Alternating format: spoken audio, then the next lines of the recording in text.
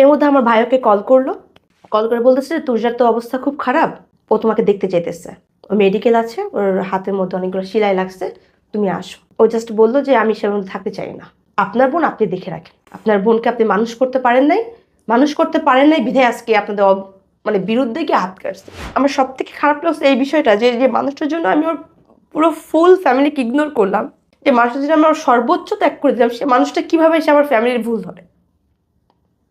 আমরা 3 দিন মেডিকেল ছিলাম আমি ঢাকা মেডিকেলে। যখনই আমার সেন্স যখন আসছে তখন ভাবতেছি যে এই মানুষটা কোথায়, আমি আশেপাশে তাকাচ্ছি, ওই মানুষটা আমার মাঝে নাই। আমি ওকে এই 18 মাসের মধ্যে যদি অ্যামাউন্টের অঙ্ক করা হয় তাহলে আমার অলমোস্ট 11 লাখ টাকা চলে গেছে। 18 মাস প্রেমে 11 লাখ টাকা বয়ফ্রেন্ড নিচ্ছে। আরেকটা কথা বলি, ওর 38 নাম্বার গার্লফ্রেন্ড আমি। স্টিল আমি আজও পর্যন্ত তাকে ব্লেম করি নাই যে তোমার জন্য আমার বাবা মারা গেছে, তোমার জন্য আজকে আমার ফ্যামিলি পথে বসতেছে, তোমার জন্য আমি আমার ফ্রেন্ডের ছেড়ে দিলাম, এই কথাটা আমি তাকে কখনোই বলি নাই। কেন? সে কষ্ট পাবে। কোনটা মিথ্যার কোনটা সত্য আমি চাই এটা ওইখানে সে যাচাই করুক, যে আমার জন্য তুর্যা কোনটা করে নাই। একটা মানুষ কোন পর্যায়ে গেলে নিজের ভালোবাসার ব্যর্থতা বা ভালোবাসাহীনতার গল্প বলতে আসে তুর্য, আমি সেটা জানি। আই স ইউ, অনলাইনের পরিচিত মুখ, হাজার হাজার লাখ লাখ মানুষ ফলো করে, দেখে, ছবিতে কমেন্ট করে। সেই মানুষটার হাসি খুশি একটা মুখ, যারা কাপল ভিডিও করছে একসাথে, হুট করে বছরখানেক হলো তারা আবার দেখা যাচ্ছে না। আজকে আমি তুর্য আপনার সামনে বসছি and literally you are sad, you are broken, you lost. হইছেটা কি আসলে ভাই? আচ্ছা, আমার হচ্ছে 2022 সালে একটা রিলেশনশিপ ছিল, অ্যান্ড যার সাথে আমার রিলেশনশিপ ছিল সে মিডিয়া পার্সনই, অ্যান্ড আমিও শুরু থেকে মিডিয়া পার্সন জড়িত ছিলাম, ইনভলভ। ওর সাথে আমার হুট করে একটা শুটে দেখা হয়ে যায়, কথা হয়। সে আমাকে তখন অফার করেনি, বাট সে আমাকে কয়েকটা দিন অ্যাবজর্ভ করে, দেন হচ্ছে সে আমাকে অনেকদিন পরে একটা রিলেশনশিপ অফার দেয়। আমি টাইম নিই। ইভেন এর আগে একটা কথা বলি, আমার তার সাথে সম্পর্ক হওয়ার আগে আমার একটা পাস্ট আছে, যেহেতু সেই পাস্টটা এখন ইস্যু না এখানে, সো সেটার আর কথা না বলি। তো সে আমার সমস্ত কিছু পাস্ট জেনে আমাকে অ্যাকসেপ্ট করে। ইভেন তাকে তখন আমি প্রথমবার রিজেক্ট করি, তখন সে আমার থেকে কারণ জানতে চায় যে কেন আমাকে রিজেক্ট করছেন। আমি তাকে বললাম আমার একটা বাজে একটা পাস্ট আছে, তো তখন সে পাস্ট সে অ্যাকসেপ্ট করে। ইভেন আমরা সম্পর্ক তখন কন্টিনিউ করি 18 মাস। এর মধ্যে অনেক ঝামেলা ছিল, তারপর সম্পর্ক আমি কন্টিনিউ করার ট্রাই করে গেছি। ইভেন সম্পর্ক আমি আমার সাইড থেকে এটা ক্যারি করছি অলওয়েজ, তার থেকে একটু মানে ছাড়বো এরকম একটা ভাব ছিল শুরু থেকেই। ওকে, কিন্তু প্রপোজ তো সে করেছিল। হ্যাঁ, প্রপোজ সে করছে, আমি তাকে প্রপোজ করিনি। ইভেন সে প্রপোজ করার পর অনেকদিন পর তাকে আমি অ্যাকসেপ্ট করি।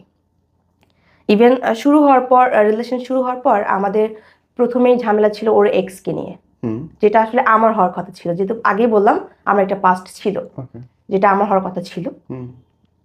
সো এটা আমার ক্ষেত্রে হয় নাই।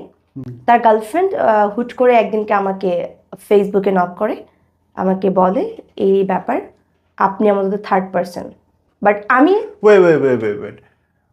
প্রস্তাব দিয়ে প্রেম হইল, প্রেম চলতেছে হুট করে এসে বললো যে আপনি আমার মাঝে থার্ড পার্সন, মানে from the beginning he was doing double timing. লে বেটা, আরে বাপ রে। সো তখন সে আমাকে এসে বলতেছে যে আপু তার সাথে তো আমার সম্পর্ক, আমার তো আমি জানি না। ইভেন যখন সে আমার সাথে রিলেশন যখন করে তখন সে আমাকে বলছে তার ব্রেকআপ হয়েছে অলমোস্ট 9 মাস হয়ে গেছে, তখন সে আমাকে এই কথা বলছে, দেন আমি অ্যাকসেপ্ট করছি। তো পরে গিয়ে আমি জানতে পারি যে এদের সম্পর্ক ব্রেকআপ হয়েছে মাত্র 8 দিন, সেটাকে 9 মাসে নিয়ে চলে গেছে। তো কিছুই মাথায় ঢুকলো না আমার প্রথম এটা হয়নি। ইভেন তাদেরকে একটা সোসাইটি হাজব্যান্ড ওয়াইফ নামে চিনতো, রামপুর একটা হাজব্যান্ড, তারা ওই মেয়েটা হচ্ছে ঢাকা থাকে, ওই মেয়েটাও মডেল, তার বাসায় তারা হাজব্যান্ডের পরিচয় ছিল, একটা বাসা তারা ভাড়া নিছে, তারা লিভিং রিলেশনে ছিল, তার মানে রাইট। ইভেন 9 মাস ছিল তারা সেখানে।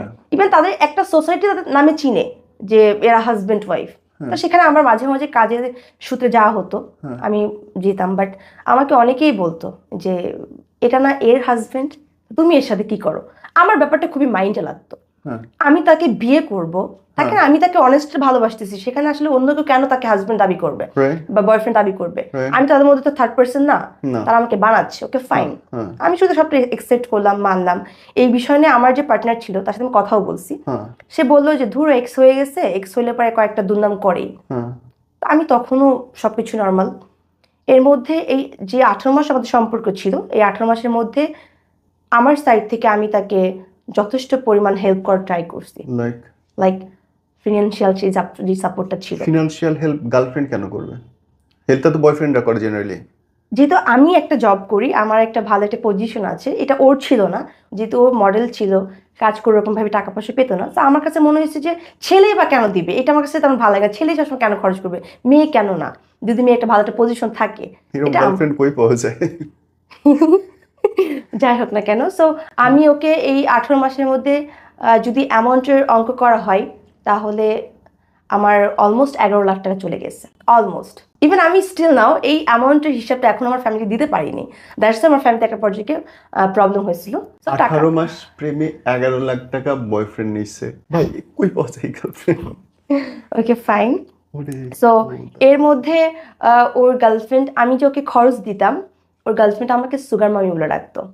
ইভেন বিলিভ মি, এই সুগার মাম্মি, সুগার ড্যাডি, এই ওয়ার্ডটা আমি ওর থেকেই প্রথম শুনি, অলমোস্ট 2 বছর আগের কথা। তো আমি তখন বুঝতাম কি এইটা আবার কি। তো পরে যে বুঝতে পারলাম যে হ্যাঁ, মেয়েরা যদি কোনো ছেলেকে মানে খরচ দেয়, পালে, তো এটাকে সুগার মামি বলে, সুগার ড্যাডি বলে। হ্যাঁ পরে আমি এই বিষয়ে না, আমাকে এত পরিমাণ বিরক্ত করতে মেয়েটা, আমাকে নিয়ে ফেসবুকে প্রত্যেকটা দিন কোনো না কোনো একটা দিনে বাজে একটা কমেন্ট করবে। ইভেন সে আমার টিকটকে এসে আমাকে কমেন্ট করতো, আমার ফেসবুকে সে কমেন্ট করতো, আমাকে ফোন দিয়ে সে আমাকে মানে বিরক্ত করতো, যেটা আমার কাছে ভালো লাগতো না। ভাই আমি কাজ নিয়ে ব্যস্ত থাকি, আমার ফ্রেন্ডস যদি রাইট থাকে, ওকে ফাইন, ওকে, ওকে আমি চিনি না। তো আমি চাচ্ছিলাম না কোনোভাবে যে আমাদের মধ্যে ও থার্ড পার্সন সে ঢুকে একটা গ্যাঞ্জাম সৃষ্টি করে দিই। ইভেন এই সম্পর্ক শুরু হওয়ার আগে তার যত ফ্রেন্ড যারা ছিল, তার রিলেটিভ যারা ছিল, বা তার কলিগ যারা ছিল, তারা আমাকে সবাই একটা কথাই বলতো যে তোর যা এই সম্পর্ক টিকবে না। বলতো দেখবা 2 মাস পর দেখবা চলে গেছে, বা 2 মাস পর দেখবা যে ও কোথাও না কোথাও একটা মানে অন্য একটা মেয়ে খুঁজে নিবে। তো আমার সব থেকে বড় ভুল ছিল এইটা, যে কোনো মানুষ কনফিডেন্সের কথা বলতেছে আর সেই কনফিডেন্সটাকে আমি মানে ওদের থেকে কেড়ে নিতেছি যে না, ও যাবে না, ও থাকবে। ইভেন এই কথাটা আমার মা আমাকে ড্যাম শিওর দিয়ে বলছে যে ও থাকবে না, ও যদি ভালোবাসে, ও তোমার টাকাকে ভালোবাসে, ও তোমার পজিশনকে ভালোবাসে, তোমাকে না। তো এই কথাটা আমি কখনোই বিলিভ করতাম না। আমার কাছে মনে হতো মা হয়তো আমার ক্ষতি চাইতেছে। একটা পর্যায়ে এরকম হয়েছে যে মার সাথে আমার ভালো সম্পর্ক নষ্ট হয়ে গেছে। মার সাথে বাসায় গেলে আমার কথা হইতো না, আমি কথাই বলতাম না আম্মুর সাথে, তোমার সাথে কোনো কথা নেই। আবার এ করতে করতে আমার যে বড় বোনের সাথে আমি ছোট থেকে বড় হয়েছি, ওর বাসায় আমার যাওয়া হতো না। ওর বাসায় গেলে পরে আমাকে আমার বোন কান পড়া দিত। কান পড়া বলতে লাগে আমাকে, যে বলতো যে ওর সাথে রিলেশন কন্টিনিউ করিস না, ও ভালো না, এটা সেটা। ইভেন আরেকটা কথা বলি, ওর 38 নাম্বার গার্লফ্রেন্ড আমি।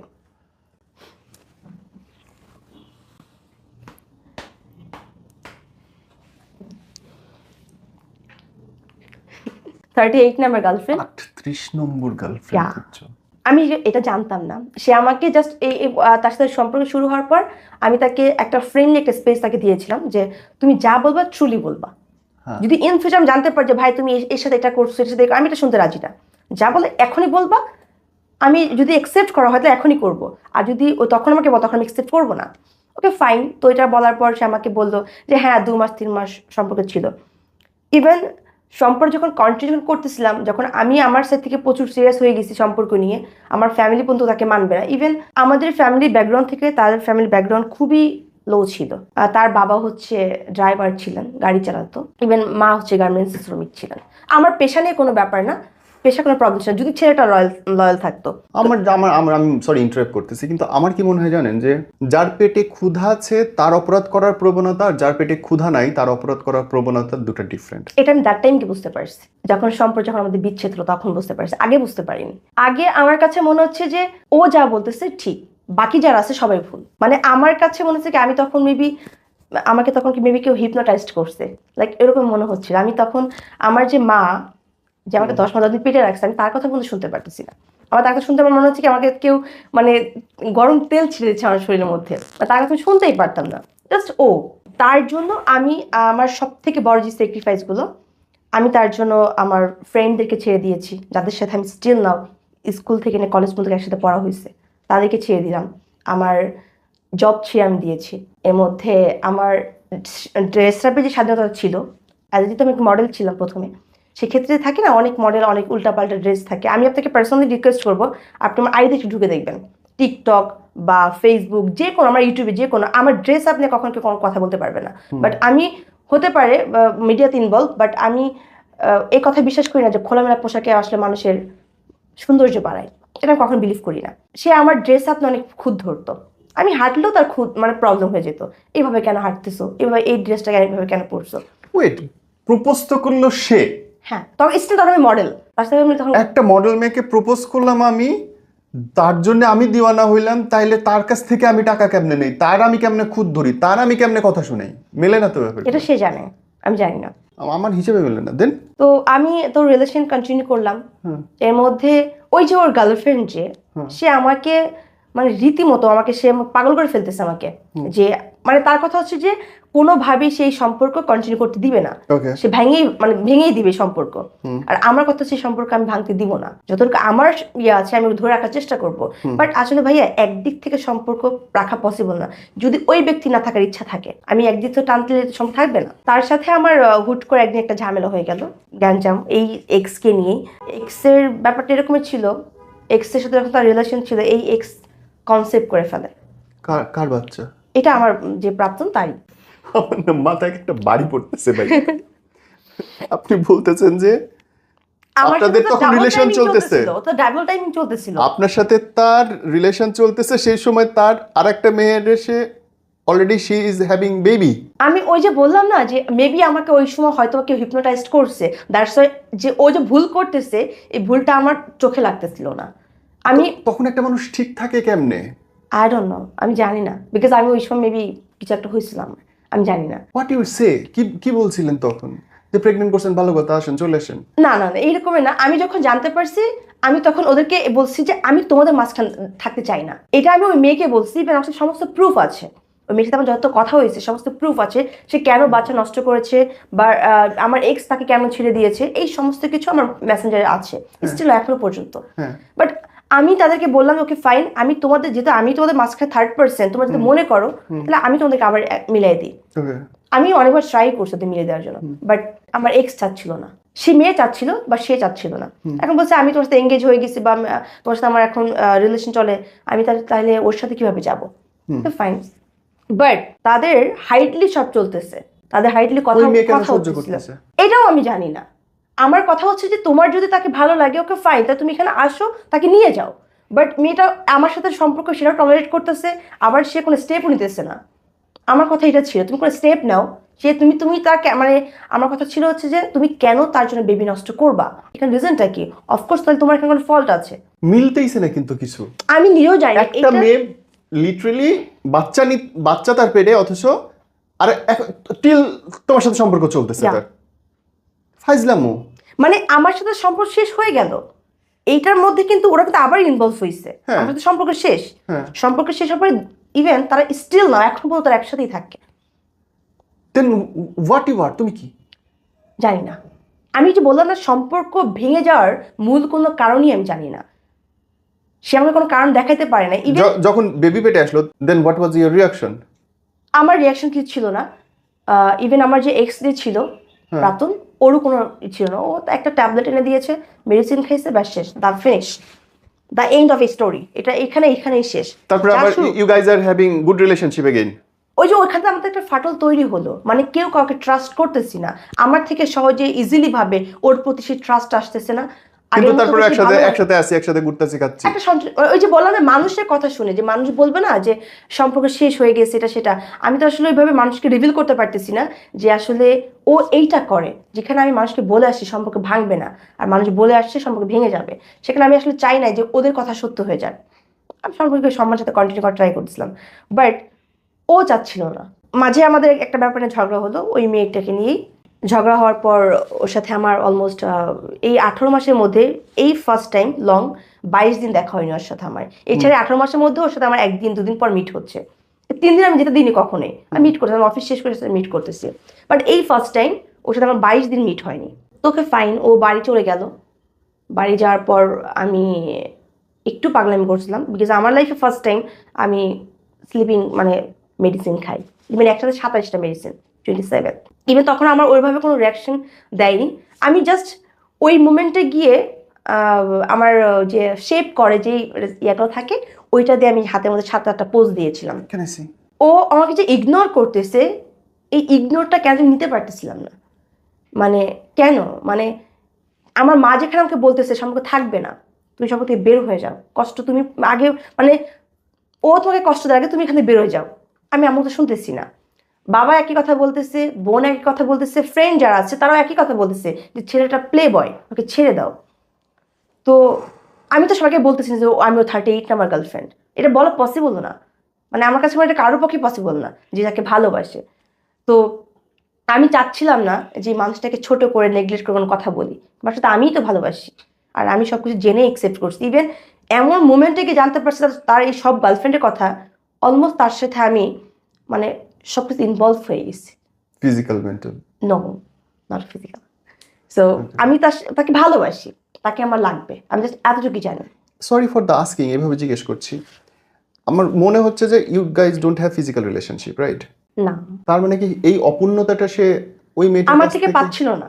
আপনার থেকে পাচ্ছে না বলে সে তার সাথে গিয়ে শুইলো? হতে পারে এমন, আমাকে প্রচুর প্রেশার দেওয়া হতো এই বিষয়টা নিয়ে, যে গার্লফ্রেন্ড হতেই পারে, কেন হবে না, হইলে সমস্যা কি, একবার সময় তো বিয়েই করবো, এটা একসময় বলা হতো। তো আমি এটা আসলে একসেপ্ট করতাম না। তো হ্যাঁ, তবে ভালো বন্ডিং ছিল আমাদের।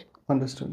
মানুষ দেখলে আসলে বলতে মানে বুঝতে পারতো, বাট ওরকম কিছু আমাদের ছিল না। ওর সাথে আমার যে গ্যাঞ্জামটা ঝগড়া হলো, ঝগড়া হওয়ার পর ও গ্রামে চলে গেল, আমি বাসাতে একটা ঝামেলা হইতেছিল আমাদের। আমি মানে সিদ্ধান্ত নিলাম যে আমাকে এত ইগনোর করতেছে, যদি by any one chance breakup হয়ে যায়, মার কথা আমি টলারেট করতে পারবো না। ওই যে মার কথা সত্য হয়ে যাবে, বন্ধুর কথা সত্য হয়ে যাবে। কারণ একটা মানুষের জন্য আমার চাকরি ছেড়ে দিছি, ফ্রেন্ড ছেড়ে দিছি, আমার নিজের ড্রেসের স্বাধীনতা ছেড়ে দিছি, আর কি বাকি আছে? চাকরিও? হ্যাঁ, ওর একটা কথার উপর আমাকে এইভাবে কথাটা বলছিল। একদিন রাতের মধ্যে, প্রায় রাত অলমোস্ট 12:30 প্লাস বাজে ধানমন্ডিতে, তখন আমাকে ও জিজ্ঞাসা করতেছে যে তুর্যা তুমি চাকরি করবে না হলে আমাকে বেছে নিবা।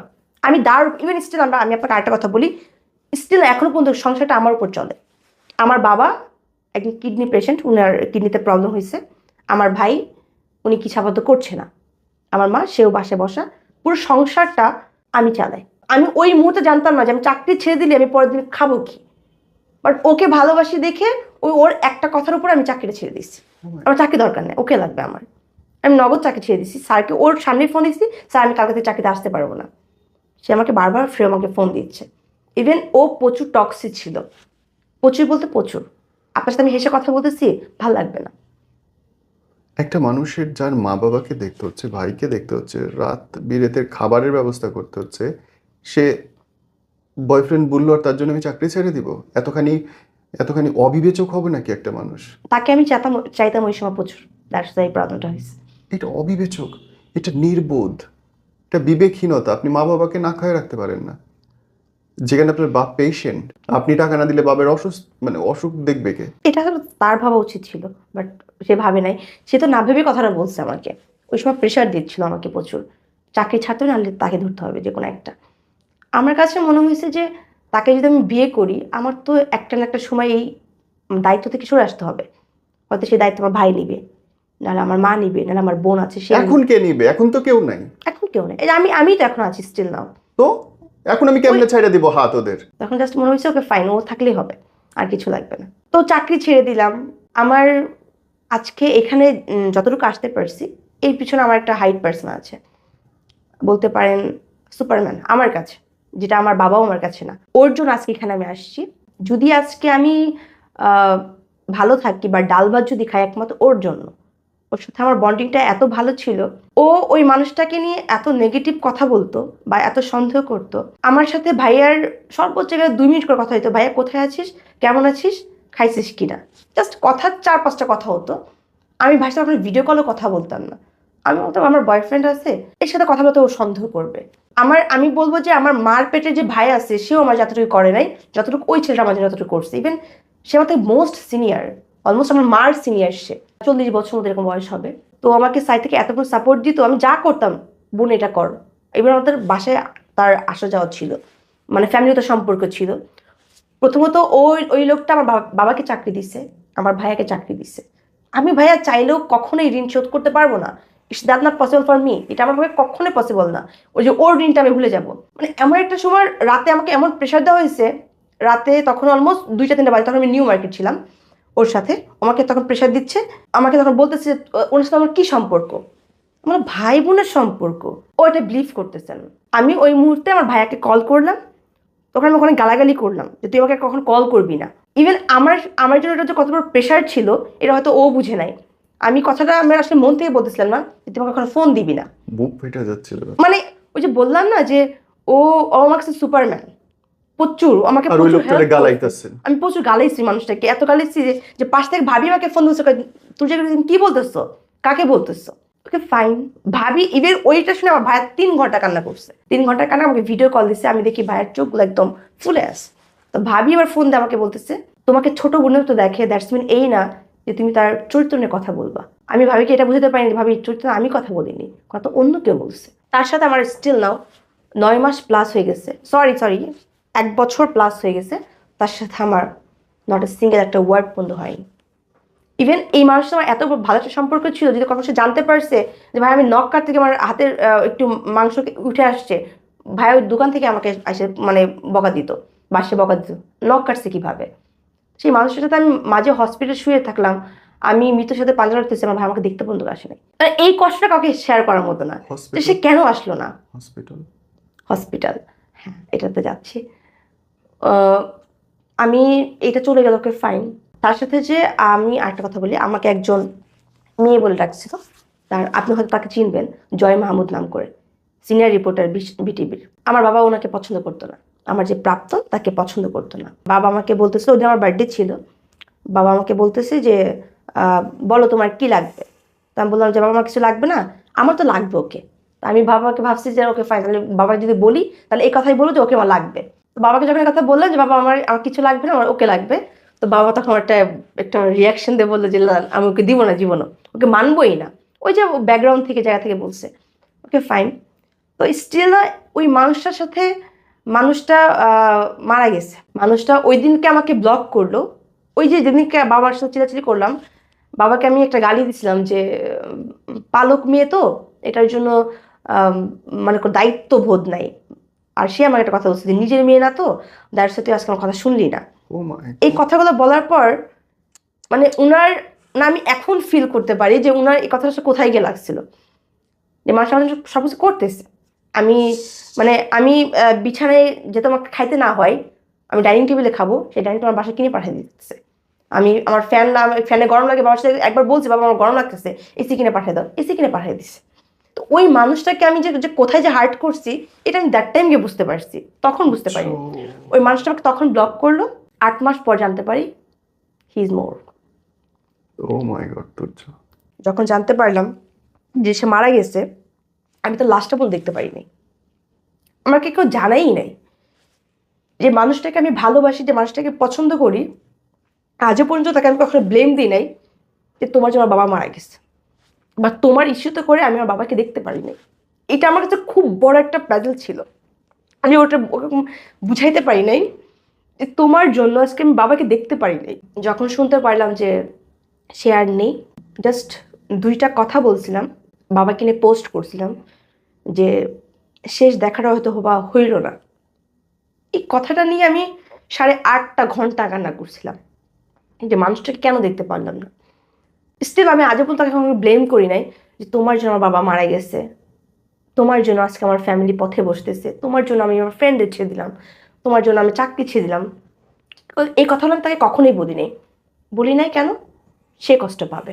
আমার এমন মুমেন্ট ওর সাথে গেছে যে আমার কাছে, আমার তো চাকরি চলে গেল, বাবাই আমার কাছে এমন একটা মানুষ ছিল, বাবাকে বলতেছি যে বাবা আমার একটা পিজা খাইতে ইচ্ছা করতেছে, পিজার দাম সর্বোচ্চ 700-800 টাকা দাম, সে আমাকে 10,000 টাকা পাঠিয়ে দিচ্ছে। ওই মানুষটা চলে গেছে, এই এই মিসিং ব্যাপারটা কখনো আর পাই না, যেটা আমি এখন চাই যে আমি বাবাকে বলবো বাবা আমার পিজা খাইতে ইচ্ছা করতেছে, টাকা পাঠিয়ে দাও, ওই কলটা আসতেছে না। ওই মানুষটাকে ব্লক করলো, আজ পর্যন্ত আসলে আর কথা হয়নি, কথা হবে কথা আল্লাহ নিয়ে গেছে, কথা আর কোনো বয়ে নাই। কতখানি ব্যথা বুকের মধ্যে নিয়ে গেছে তুর্য জানি না, মানে আমি ওনার কাছে মানে এতটাই প্রিয় ছিলাম, আমাকে সে 3 বার আমাকে কল করে জিজ্ঞাসা করতো আমার খাইছো কিনা। আর সেই লোকটা একবারও কল করতে পারতেছে না, কল গলা করতে গলা পারতো শুনতে পারতেছে না। না। আমি তারপর কখনো এই বিষয়ে কোনো অভিযোগ করিনি তাকে। বাট আমি একটা সময় গিয়ে মিস করতেছি যে এই মানুষটা আমার লাইফে নাই। খারাপ লাগতেছে, কষ্ট লাগতেছে, কিন্তু ওরে কিছু বলতে পারতেছি না, কারণ ওরে বলে ওর খারাপ লাগবে। হ্যাঁ, আমি মানে ঘরেও কিছু বলতে পারতেছি না, ওই যে আমার মা আমাকে ব্লেম দিতেছে। ইভেন আমার জন্য যদি কেউ স্টক করে থাকে, স্টক করে মারা যায়, এরকম একটা মানে সিচুয়েশন, আমি জানি না আমার কি করা উচিত, বাট আমি ওই সময় করছি। আমি এই যেমন আমাকে সবাই বলে, গ্রামে গেলে আমাকে সবাই বলে বা আমার বাবা মা সবাই আমাকে বলে যে তোর জন্য একটা মানুষ মরে গেছে। এই যে একটা বোঝা, এই কথা একটা বোঝা, এটা আসলে আমি অলমোস্ট গত 10 মাস ধরে আমি টলারেট করতেছি যে আমার যে বাবাটা মারা গেছে। বড় বোনে একটা বাচ্চা আছে, ওটা আমি এতটাই ভালোবাসি যে ওকে না দেখলে আসলে মানে থাকাটা পসিবল না আমার পক্ষে। ওকে ছোট থেকে আমি পালছি বাসায়। বোনের বাসায় গেলে ওকে নিয়ে অনেক কথা হতো যে ওকে ছেড়ে দে, এটা সেটা, আমাকে অনেক কান পড়া দিত, কারণ তারা জানে দ্যার ইজ নো যে ও ঠিক না। ঠিক না যখন জানতে পারছি যে ওর 38 নাম গার্লফ্রেন্ড, আমি এরপর থেকে আরো আগে না, তারা চাচ্ছিল না। আমার বোনের সাথে আমার একটা গ্যাপিং সৃষ্টি হয়ে গেছে, যেটা আমি কখনোই চাইনি।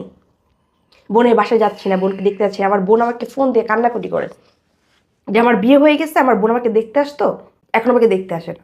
তো বোনের অভিযোগ বাড়তে থাকলো, মার অভিযোগ বাড়তে থাকলো, তুমি ঘরে টাকা দিচ্ছ না, ঘরের সংসার মেনটেন করতেছো না, করবো কিভাবে?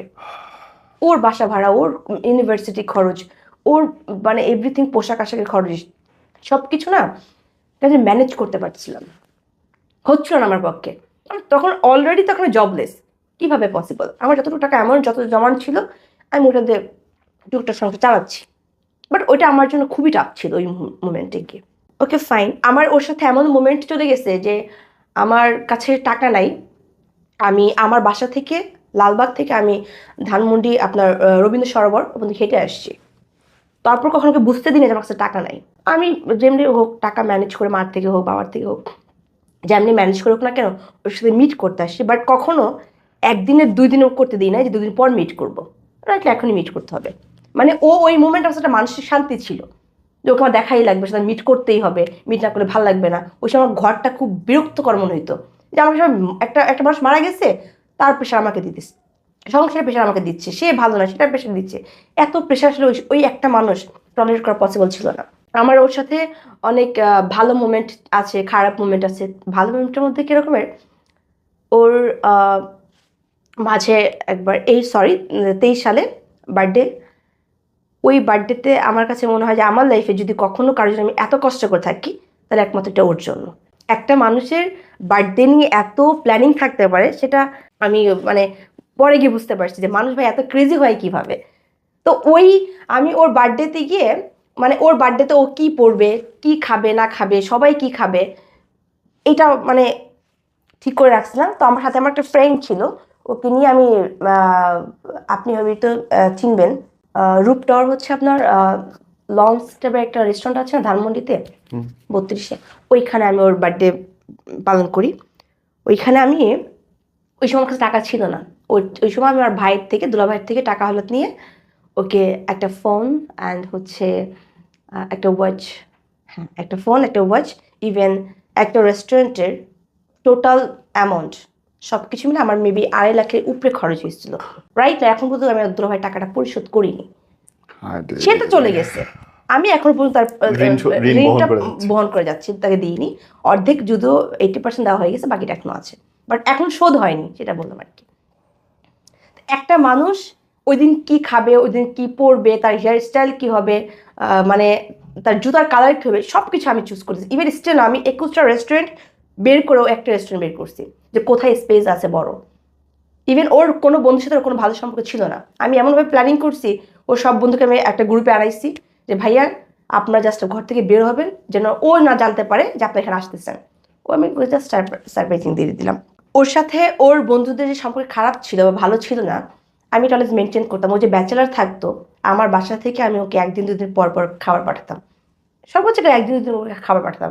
আমি কখনো এটা ফিল করতে দিতাম না ভাই তুই ব্যাচেলার থাকিস, কখনোই ফিল করতে দিতাম না। যখন দেখছি ভাই ও আলু ভর্তা খাইতেছে, আমি নিজেও আলু ভর্তা বানাই খেয়েছি। কখনো আমার বাসায় গরু মাংস মুরগি মাংস কখনো খাইতাম না, দরকার নেই, প্রয়োজন নেই।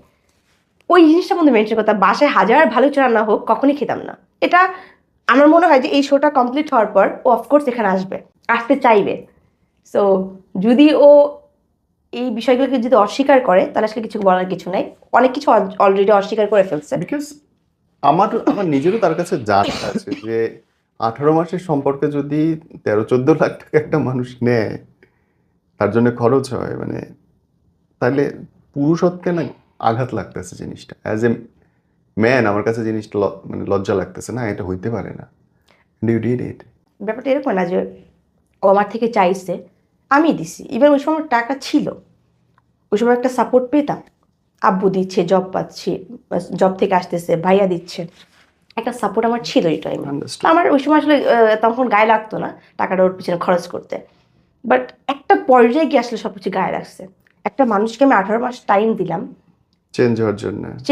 চেঞ্জ হওয়ার জন্য, যে আসলে সে চেঞ্জ হোক, even if you don't mind, যদি এই কথা এভাবে বলা যায়, তাকে বাস্কেট থেকে উঠায় এনে একটা সুন্দর একটা পরিবেশ দিছিলাম, বাট সেটা সে ডিজার্ভ করে না, সে কখনোই করতো। ইভেন তার প্রত্যেকটা ফ্রেন্ড আমাকে দেখে বলতো যে ভাই আপনি চেঞ্জ করলা কিভাবে, আপনি ওর আরো 2 বছর আগে পিছিয়ে দেখে আপনি বুঝতে পারবেন, কিচ্ছু করতে পারতো না। মানে ওকে আমি এতটাই টেক কেয়ার করতাম যে ওর হাতে নেলস কাটার মেশিন মতো আমার কিনে দেওয়া লাগতো। যদি আপনার শোতে ও আসবে, এটা দেখার পর এটা দেখার পর ও আপনার শোতে আসতে চাবে।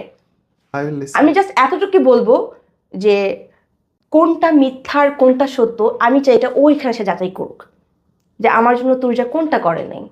তাকে আমি এতটা টেক কেয়ার করতাম। ব্রেকআপ হইলো কেন? আমি এই মেন ইস্যুতে আসতেছি। হসপিটালটা আগে শুনি, আমি হসপিটালটা আটকে। হ্যাঁ, এখান থেকে আসতেছি। ওই যে বললাম যে 22 দিন যে দেখা যে হয় নাই, এরপর ওর সাথে আমার একটা মিট করার প্ল্যানিং ছিল। ওকে ওই দিন আমার মনে আছে, আমি ওই দিনকে খুব করে বলতেছিলাম যে ওকে আমি স্যার বলে ডাকতাম, ইভেন সে আমাকে ম্যাডাম বলে ডাকতো। আমাদের স্টোরিটা শুরু হয় এখান থেকে, স্যার ম্যাডাম, আমাদের টিকটকে স্যার ম্যাডাম সার্চ করলে এটা চলে আসে। তো তাকে আমি একটা কথা, ওই মুমেন্টের কথা বলছিলাম যে আপনাকে অনেকদিন দেখি না, আই নিড এ হাগ, আমার এটা প্রয়োজন। সো ও বলতেছে ঠিক আছে ম্যাডাম, 22 দিন তো কষ্ট করছেন, এটা জাস্ট জমায় রেখে দেন, আসলে পরে দিয়ে দিয়েন। বিলিভ করবেন কিনা জানি না, ওই যে 22টা দিন ওয়েট করতে পারছি, কিন্তু এই কথা বলার পর কেন ওয়েট করতে পারছিলাম যে ওকে ফাইন, আমার রাইট না এখনই লাগবে। সো আমি হাত কাটলাম তখন ও আসে নাই, রক্ত দেখেও আসে নাই। আমার হাতের মধ্যে সেলাই পড়লো, মেবি তখন 7টা সেলাই পড়ছে, ও তখন ওই সেলাইগুলো দেখেও আসে নাই। ওর শুটিং ডেট পড়লো, তখন ও আসলো। আমার কাছে না কেন জানি ওই ব্যাপারটা একসেপ্ট করতে পারি না। আমি কেন ইম্পর্টেন্ট না, কাজটা কেন ইম্পর্টেন্ট?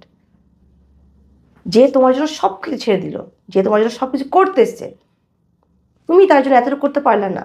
সে গ্রাম থেকে আসতে পারলো না, যখন তার শুটিং, যখন ডেট যখন ঠিক হলো, তখন সে আসলো ঢাকাতে।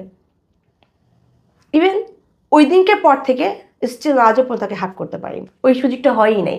ওই যে দেখা হলো আমাদের 22 দিন ঝগড়া হওয়ার পর, এরপর থেকে কেন যদি একটা গ্যাপিং সৃষ্টি হয়ে গেছিলো প্রচুর, মানে এই গ্যাপিংটা কেন যদি কাটতেছিল না, মানে মনে হচ্ছে সে আমার কাছে নতুন, আমি তার কাছে নতুন, মানে কোনোভাবেই রিলেশনটা আগের মতো করে কন্টিনিউ করাটা পসিবল হচ্ছিল না।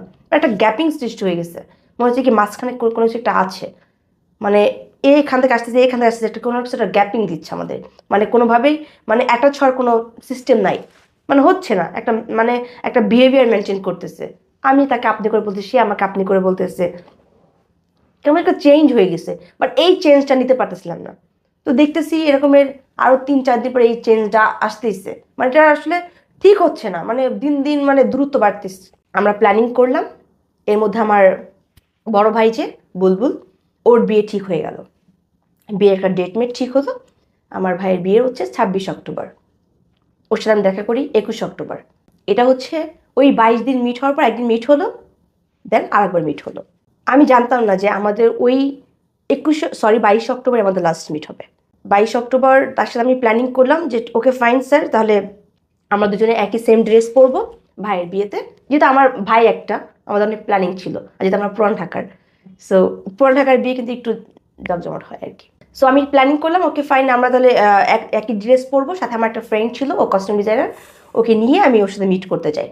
মিট করতে গেলে আমরা রবীন্দ্র সরোবরের ওখানে বসি, ওর ওর এক্সের দেওয়া শার্ট পরে আসছে।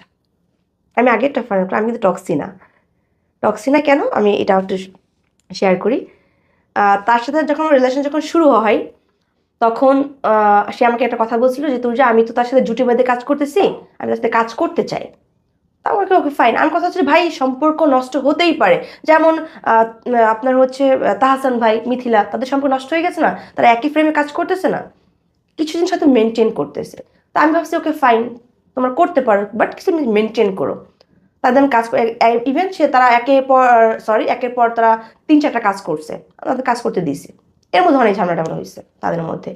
ওকে ফাইন, কাজ করতে দিলাম, তারা তারা কাজ করলো, তারা একসাথে বসে খায় দায় মিট করে, সব কিছু মেনে নিলাম। ওই মেয়েটার, আমি তো তাকে 18 মাস তাকে দিচ্ছি, তাকে তো আমি 18 মাস তাকে তো সমস্ত দিচ্ছি, আমি তাকে শপিং করেছি, তাকে জুতা কিনে দিচ্ছি, তাকে মানে এভরিথিং তার আমি খরচ বহন করতেছি, তাহলে কেন ভাই তার দেওয়া শার্ট কেন পরতে হবে? আমার তাও আমার সাথে দেখা করতে আসার সময় হ্যাঁ, ইভেন এটা 5 বার রিপিট করছে, সেই শার্টটা আরো 4 বার পরে আসছে, তাকে আমি 4 বারই গিয়ে মলে গিয়ে শার্ট কিনে দিচ্ছি, তবু তাকে বুঝতে দিই নাই যে তুমি শার্টটা পরো না, আমার খারাপ লাগে। আমি চাইছি তুমি বুঝো শার্টটা আমার পছন্দ না, তো শার্টটা পরো, অন্য কোথাও শুটিংয়ে পরো বা অন্য কার সামনে পরো, আমার সামনে না। তো সে আমাকে বারবার একই কথা বলে আমি মিস্টেকলি পরে আসছি। ভাই মিস্টেক কেন পরে আসবে? তুমি শার্টটা যখন পরছো তুমি তো তখন আয়রন করে পরতেছো, দ্যাটস মিন তুমি ইচ্ছা করেই পরতেছো। ওকে ফাইন, সে 22 অক্টোবর শার্টটা পরে আসলো, আমি দূর থেকে দেখে না আমার খারাপ লাগছে। তো খারাপ লাগার পর আমি জাস্ট সামনে আসলো, তাকে জিজ্ঞাসা করলাম যে আবার শার্টটা পরে আসছেন? তো সে আমাকে বললো যে পড়ছি তো কি হয়েছে, স্টিল তখন সাথে আমার ফ্রেন্ড। ওকে ফাইন, এই কথা বলার পর আমি কোথাও একটা জায়গাতে বসলাম, বসার পর ওরা কথা বলতেছে নিজেদের মধ্যে, বাট আমার অ্যাটেনশন কেন যেন শার্টের উপর পড়ে আছে। আমি ওই শার্ট থেকে কেন যেন আমার চোখ ফেরাতে পারতেছি না, যে কেন ভাই একই ভুল বারবার কেন সে করতেছে, না করলেও তো হয়। একটা মানুষের জিনিসটা পছন্দ না, যে মানুষ আমাকে বলতেছে সেটা আমি কেন বারবার রিপিট করতেছি, দ্যাটস মিন কি এখানে আমার ভুলটা হয়তো কম ছিল, আমার গ্রাহ্য হয়তো কম ছিল। তাকে আমি জিজ্ঞাসা করলাম, সে আমাকে আবার সে একই রিপিট করলো, ইভেন তখন একটা ধমকি দিয়ে রিপিট আমাকে করলো যে পড়ছি তো কি হয়েছে। তো এই কথাটা এই পর্যন্ত কেনাফ ছিল, বাট এরপর যে সে আমাকে যে লজিকগুলো দেখাইছে, এই লজিকটা টু মাচ ব্যাড ছিল আমার জন্য। কি বলছে? সে আমাকে এইভাবে কথা বলতেছে যে আমি তোমাকে হাত ধরছি, আমি কি আমার হাত কেটে ফেলবো, আমি তোমাকে টাচ করছি, মানে লাইক এরকমের একটা স্টুপিড টাইপের একটা লজিক ছিল, ইফ ইউ ডোন্ট মাইন্ড। যে আমাকে বলতেছে যে আমি তোমাকে কিস করছি, আমার ঠোঁট কেটে ফেলবো। মানে এইটা হচ্ছে পৃথিবীর সব থেকে বাজে কোনো লজিক।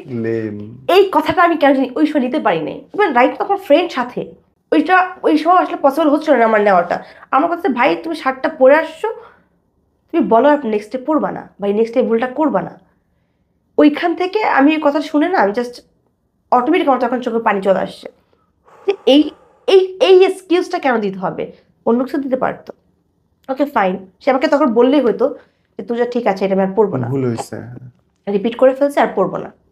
তখন সেটা আমাকে বলে নাই। আমি সেখান থেকে উঠে চলে আসলাম, রিক্সা নিলাম, চলে আসলাম বাসায়। বাসায় আসার পর সেও বাসায় চলে গেল। বাসায় আসার পর আমার ফোন তখন 1% চার্জ ছিল। তখন তাকে আমি বললাম যে ওকে ফাইন, তাহলে আমি ফোন চার্জে দিয়ে দেন শাওয়ার করে আমি আপনাকে ফোন দিচ্ছি। কই ঠিক আছে। আমি তখন তাকে স্ক্রিনশট দিলাম যে ফোনে চার্জ নেই, নাহলে সে ভাবতে পারে যে আমি রাগ করে চলে আসছি, দ্যাটস কথা বলতেছি না। তাকে তখন আমি স্ক্রিনশট দিলাম যে আমার ফোনে চার্জ নেই, আমি পরে কথা বলতেছি আধা ঘন্টা 1 ঘন্টা পর। আবার আমার হয় কি যে আমি একটু রাগ করছি, আমি যার সাথে রাগ করি না কেন তাতে আমি একটু সময় নেওয়ার ট্রাই করি। আমার কাছে মনে হয় তৎক্ষণিক কথা বলে হয়তো ব্যাপারটা খুব ঝামেলা হয়ে যাবে, মানে ঝগড়া অনেক বড় হয়ে যাবে, তো বড় কথা দরকার নেই, ছড়িয়ে থাকুক। তো তখন কথাটা বললাম না, এরপর আমি ওকে আধা ঘন্টা পর নক করলাম। ও বললো ওকে ফাইন, এখন আমার একটু টাইম দরকার। কিসের? সে একটু টাইম নিবে আর কি আমার থেকে এখন, ফর হোয়াট জানি না। সে আমাকে জাস্ট বললো যে ওকে ফাইন তুই আমার এখন একটু টাইম দরকার, এখন আমি আপনাদের একটু টাইম নিব, আমি একটু একা থাকতে চাই। ওকে ফাইন থাকেন তাহলে, সর্বোচ্চ 1 ঘন্টা আধা ঘন্টা, এর তো বেশি না, সর্বোচ্চ 2 ঘন্টায় আমি তাকে দিলাম। 16 ঘন্টা ক্রস হয়ে গেছে, সে আমাকে নো টেক্সট নো মেসেজ দেয় নাই, not a single message call সে আমাকে কোনোটাই দেয় না এর মধ্যে 16 ঘন্টা। ইভেন এই 16 ঘন্টা আমি কি করছি সে জানে না। এর মধ্যে আমার ভাইয়ের কিন্তু বিয়ের ডেট চলে আসতেছে, কিন্তু বাসায় মেহমান, গ্রাম থেকে মেহমান আসতেছে, বাড়ি ভর্তি কিন্তু একটা বিয়ের একটা মানে আনন্দ ছিল। লাইক আমি ওই সময় ভাবতেছি ভাই আমার কি করা উচিত, মানে ও আমাকে এসব কেন পেন দিচ্ছে, ওই যে পেনটা তো আমি আগে থেকেই নিতে পারি না। দিন শেষে একটা মানুষের প্রতি আসলে একটা মানে আমি জানি না, দায়িত্ব নেওয়ার পর স্টিল আমি 4 বছর হয়ে গেছে, 4 বছর প্লাস আমি ফ্যামিলির দায়িত্ব কাঁধে নেওয়া। আমি বুঝতে পারি যে পেইনটা আসলে কতটুকু একটা ছেলের জন্য। যখন মা আমাকে ফোন দিয়ে বলে যে তোর যা বাজার লাগবে, ও টাকা কাছে না থাকলেও ওকে মা আমি আমি আনতেছি, বাজারে আমি আনতেছি, এটা আমার কাঁধে পড়ে। তো আমি বুঝতে পারি একটা ছেলের পেইনটা আসলে কোথায় গিয়ে লাগে। তো ওই মোমেন্টে গিয়ে আমার ভাইয়ের বিয়ের টাকা আমাকে অ্যারেঞ্জ করতে হবে, ওই মোমেন্টে গিয়ে আমার বোনের যে টাকাটা নিছি ওইটা আমার ব্যাক করতে হবে। এই 2টা প্রবলেম, এই বাসা ভাড়া, এই 3টা প্রবলেম আমাকে এমনভাবে ঘিরে ধরছে, বিলিভ করবে কি জানি না, আমার মনে হচ্ছে আমার তারটা সব ছিঁড়ে যাচ্ছে। এর মধ্যে ওর একটা পেন কোনোভাবেই নিতে পারতেছিলাম না। ইভেন এই বিয়েটা আমার যে ভাইয়ের যে বিয়ে হয়েছে, আমার আম্মু এই বিয়েকে পছন্দ করতো না। আমার মাকে আমি অনেক কষ্ট করে রাজি করেছি। আই হোপ মনে হয় যে সংসারের দায়িত্ব যাদের কাঁধে থাকে তাদের কথা মনে একটু ফ্যামিলি শুনে। আমি বাসার সবার ছোট, তো আমার মা আমার কথা একটু দাম দিল যে ওকে ফাইন। অনেক কষ্ট করে আমি ওদের বিয়েটা দিলাম। বারে বারে চোখ ভিজে যাচ্ছে তোর, এবং আমি খুব খেয়াল করছি যে ইচ্ছে করে চোখের পানিটা যেন নিচে না পড়ে সেই চেষ্টা করতেছে মানুষটা হাসতে। আমি হেসে কথা বলতে চাই, আমি কান্না করতে চাই না, কারণ এই ব্যাপারটা অনেক লং হয়ে গেছে। বাসায় সব লোকজন আসলো, 16 ঘন্টা পার হয়ে গেল। 16 ঘন্টা পার হওয়ার মধ্যে আমাকে অনেক মেসেজ করছি, অনেক কল করছি, বাট সে আমার ফোন কল কোনো রিসিভ করে নাই। তো আমি তার বন্ধু যে একটা বেস্ট ফ্রেন্ড ছিল তাকে আমি কল করলাম। আমি তাকে এটা বুঝতে দিই নাই যে ভাইয়া ওর সাথে আমার ঝামেলা হয়েছে। আমি ভাবি যে ঝামেলা হয়েছে আমাদের মধ্যে থাকুক, থার্ড পার্সন জানলে হয়তো এটা অনেক বড় ইস্যু হয়ে যাবে। ওর সাথে ঝগড়া কখন আমি ফ্যামিলি তো বলতে পারতাম না, ওই যে ফ্যামিলি এগেনস্টের সম্পর্ক কাকে পক্ষে নেই, আমার কেউ পক্ষে ছিল না। ও আমাকে ভালো বললেও আমি জানি, খারাপ বললেও আমি জানি। তো সে আমাকে তার বন্ধু তাকে কল করলো, বললো যে আমি এখন তোর সাথে কথা বলতে চাই না। এই কথা 17 ঘন্টা পর গিয়ে কেন জানি এই কথার ওজনটা নিতে পারতেছিলাম না, যে কেন সে আমাকে দেখতে আসবে না, কেন বা সে আমার ফোন কেন রিসিভ করবে না। ওই মুহূর্তে আমি তখন পর্যন্ত ঠিক ছিলাম। ইভেন ঠিক 10 দিন পরে কিন্তু মানে আমার হাত কাটছে 10 দিন আগে, আবার 10 দিন পর ঠিক আবার পরে হাত কাটা হয়েছে আমার, একই শিরার মধ্যে বারবার পোস্ট দেওয়া। ওইটা নিতে পারি নাই, এই করতে করতে ওর সাথে আমার 36 ঘন্টা পার হয়ে গেল, কোনো কথা নাই। কোনো রকম যে মানুষটার সাথে আমি 10টা মিনিট কথা বলে থাকতে পারতাম না, আমার অফিসের জায়গার যে কাজের জায়গা থেকে আমি সবসময় ফোন ধরেই রাখতাম। আমার যারা কলিগ যারা ছিল তারা আমার কোনো কথা বলতো, আমি টলারেট করতাম। ওই মানুষের আমার 36টা ঘন্টা কথা হচ্ছে না, এটা আমার কাছে অনেক বিগ একটা ইস্যু ছিল, যে সে আমার সাথে কেন কথা বলতেছে না, আমি কি ভুলটা করছি। ভুল তো সে করছে, স্বীকার করলে সে করবে, নত হলে সে হবে, আমি কেন। ওকে ফাইন, চলে গেল 36 ঘন্টা চলে গেল। তাকে আমি জাস্ট একটাবার ফোন দিয়ে জিজ্ঞাসা করছি অন্য নাম্বার থেকে। ইভেন ওই মোমেন্ট আমার এমন হয়েছে যে আমার কান্না করলে, চিৎকার করে কান্না করলে আমার নাক দিয়ে রক্ত বের হয়ে যায়। এটা তার সামনে আমার অনেকবার হয়েছে। ইভেন আমার জোরে কথা বলার প্রবলেম আছে, জোরে কথা বলতে ভয় পেয়ে যায়। তো ওই মোমেন্টে গিয়ে আমার সাথে এমন হয়েছে, তার সাথে আমি কথা বলতে না পেরে আমি এত জোরে জোরে কান্না করতেছি আমার নাক দিয়ে রক্ত বেড়ে গেছে। আমি তাকে ছবি তুলে পাঠাইছি, সে খুব সুন্দর করে বলতে সিম্প্যাথি করতেছে। ওকে ফাইন, আমি বাসা থেকে একটু বের হলাম। বাসা থেকে বের হয়ে আমার বাসার নিচে একটা ফার্মেসি ছিল, ওইখান থেকে মেডিসিন কিনলাম। প্রথম কিনলাম 7টা মেডিসিন, তারপর আমি 8টা রিক্সা চেঞ্জ করাইছি শুধুমাত্র অন্য অন্য দোকান থেকে মেডিসিন নেওয়ার জন্য। এখন একদম তার মেডিসিন নেওয়া পসিবল না। এই করতে করতে 67 মেডিসিন নিয়ে নিছি আমি। বাসায় গেলাম, সব মেডিসিন শাসা করে খেয়ে ফেলছি। ইভেন ওই মুমেন্টে গিয়ে আমি এমন একটা লাইভ করতেছি, মানে আমি লাইভ না, একটা ভিডিও করতেছিলাম। আমি মনে করছি কি যে হয়তো মানুষ 10টা 5টা মেডিসিন খেয়ে মরে যায়, আর সেটা আমি 7টা প্লাস মেডিসিন খাইতেছি, অফকোর্স মরে যাবো। তা আমি একটা ভিডিও করছিলাম যেখানে আমার এক্সের কোনো দোষ নেই, আমি আমার ফ্যামিলি পেনের জন্য, মানে আমার এই মরার জন্য আমার ফ্যামিলি দায়ী, এরকম একটা জিনিস আমি বাট ওকে বোঝাচ্ছিলাম যে ওর জন্য আমি এরকম কিছু করতেছি। মেডিসিন খেলাম, এর মধ্যে 25 অক্টোবর চলে আসলো, আমার যেদিন আমার ভাইয়ের গায়ে হলুদ। আমি তখন মতো ঠিকই ছিলাম, জাস্ট মেডিসিনগুলো খাইছিলাম। ঠিক থাকার পর আমি জানি না আমি কখন হাতে মানে ছুরি নিছি, কখন হাত কাটছি। এ করতে করতে আমার হাতের মধ্যে আমি 28 স্টেপ দিয়ে দিছি, 28টা মানে পোজ দিয়ে দিছি। তার মধ্যে 2টা রক আমার কেটে গেছে, এইখানে একটা রক, Oh my God. এইখানে একটা রক কেটে গেছে আমার বাসার ফ্লোর সাদা, তো বাসা তখন কেউ ছিল না, আমি একটা প্ল্যানিং করতেছিলাম যে কখন আমার চলবে? মানে চারদিকের এত পেন কেন নিতে পারতেছিলাম না। মা একটা পেন দিচ্ছে, বাবা একটা পেন দিচ্ছে, ও একটা পেন দিচ্ছে, টাকার একটা পেন, মানে এতগুলো পেন, এর মধ্যে আমার চাকরি নেই, এতগুলো পেন, মানে সংসার চালাবো কিভাবে, মানে এতগুলো পেনের মধ্যে ওর পেনটা সব থেকে বড় প্যাথেটিক ছিল আমার কাছে। যে ও কেন আমার সিচুয়েশনটা বুঝতে পারতেছে না, যে আমি কোথায় দাঁড়িয়ে আছি, ওটা কেন আমার কথা ওর থেকে চাওয়া ছিল, তুমি আমার ভাই আমার পরিস্থিতি একটু বুঝো, তুমি কেন বুঝতে পারছো, তোমাকে কেন ইগনোর করতেছো, কেন আমাকে এভাবে মানে হ্যাসেলের মধ্যে মানে ফেলে রাখছো। আমি কখন হাত কাটছি, কখন কি করছি, আমি কিচ্ছু জানি না। বাসায় আম্মু আসলো, আমাকে সাধারণত আমি বাসায় থাকলে আমাদের একটা আমার আম্মুর একটা বিজনেস সাইড আছে কসমেটিক্সের, তো সে করে কি আমাকে ঘর থেকে বাইরে থেকে তালা মেরে চলে যায়। আমি যেহেতু 10টা 11টার মধ্যে ঘুমায় থাকি, তো ওই দিনকে করছে যে আম্মু তালা মেরে চলে গেছে। আমি জাস্ট খুঁজতেছিলাম যে ঘর কখন ফাঁকা হবে, কখন আমি একটা নিব। তো ঘর টোটালি পুরোপুরি ফাঁকা। আমি জাস্ট ছুরিটা নিলাম, নিয়ে ওই কাটার উপর আমি কাটতেছি। তখন তো মেডিসিন খাচ্ছিলাম, আমি ব্যথা পাইনি, এটা আমার সত্যি কথা, আমার মনে নেই তখন আমি কি করছি না করছি। আমাকে আমার ভাই আসলো, ওরা আমার প্রতি এতটাই রাগ ছিল, আমার বোন আমার প্রতি এতটা রাগ ছিল যে আমি ওই সময় বোন আমাকে মারতেছে, আমার বোন আমাকে মানে বেধর্ষ থাপ্পড় মারতে এসে। সেন্সে আনার চেষ্টা করছিল। তো আমাকে আমার বাসার পাশে যে মেডিকেলগুলো ছিল ওখানে নিয়ে যাওয়া হলো। মানে আমাকে যখন ওরা কোলে যখন নিচ্ছে, এটা আমি তখন সেন্স আমার নাই, এটা হচ্ছে শোনা কথা।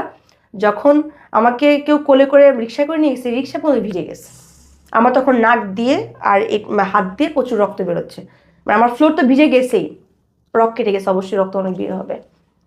তো আমাকে পাশে মেডিকেল নিয়ে গেল, তারা আমাকে রাখবে না। এবার আমাদের পাশে কিন্তু আপনার হচ্ছে ডলফিন অনেকগুলো মেডিকেল ছিল, সাফওয়ান ছিল, নিয়ে গেল, তারা রাখলো না কেন, আগে জিটি করতে হবে। এখন জিটিটা কার নামে করবো, করলে তো এখন ফ্যামিলি ওর নামেই এখন দিবে। তা আমি ওই মোমেন্টে গিয়ে না, আমি জাস্ট বুঝতে পারতেছি জিটি জিটি একটা শব্দ আসতেছে। আমি তখন ভাবছি যে না বাবা, এরা হয়তো একটা ঝামেলা সৃষ্টি করে ফেলবে। আমাকে ওই মেডিকেল থেকে ফেরত দেওয়া হলো, আমাকে নিয়ে গেল ঢাকা মেডিকেল। আমি সব থেকে অপছন্দ আমার ঢাকা মেডিকেলটাই, আমার একদম পছন্দ না। ঢাকা মেডিকেল একটাতে নিয়ে গেল, পুলিশ অনেক ঝামেলা করতেছিল ওই দিনকে, আগে মামলা করেন তারপর পেশেন্ট নিয়ে যান। বোন বললো মামলা পরে করবো, আগে আগে পেশেন্টকে সুস্থ করেন। ডক্টর আসলো, আমার বোনের কাছে আসলো, বন্ডে সই করতে দিল, বলে যে বন্ডে সই করেন। আমার বোন ওই সময় মানে কান্না কান্না সুরে বলতেছে যে ভয়ের কিছু, তখন ডাক্তারের বিষয়ে বলতেছে ভয়ের কিছু না, সে 6-7 মেডিসিন খাইছে, তার হাতে রক কেটে গেছে, মানে কেমনে পসিবল। আমাকে নিয়ে গেল আপনার হচ্ছে ওটা কি বলে, ওয়াশ করাতে নিয়ে গেল। আমি তো একটু হেলদি, তো যখন যখন করাইতেছিল তখন আমার ওই পাইপ থেকে রক্ত বেরিয়েছিল। ইভেন তখন ওই যে সাথে একটা ফ্রেন্ড ছিল 22 অক্টোবর, ও এটা ভিডিও করে ওকে পাঠাইছে। তখন গিয়ে ও বলতেছে যে এটা সিম্প্যাথি করতেছে ভিউ কামানোর জন্য, টিকটক ভিডিও করার জন্য। অলমোস্ট তখন আমি মেডিকেল শোয়া।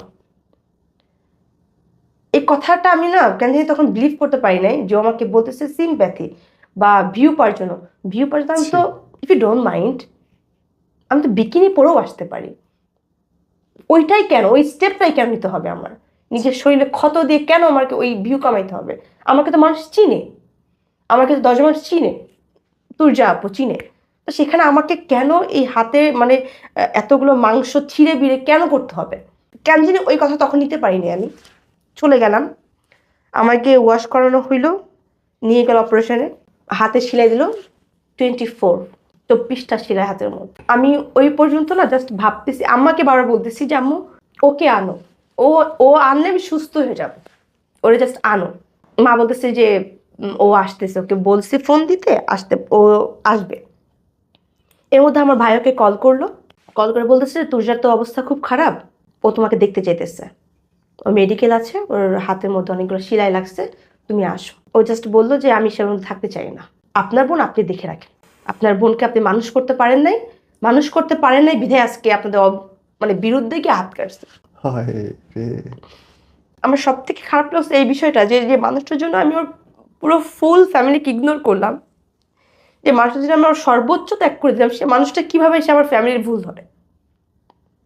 আমরা 3 দিন মেডিকেল ছিলাম আমি ঢাকা মেডিকেলে।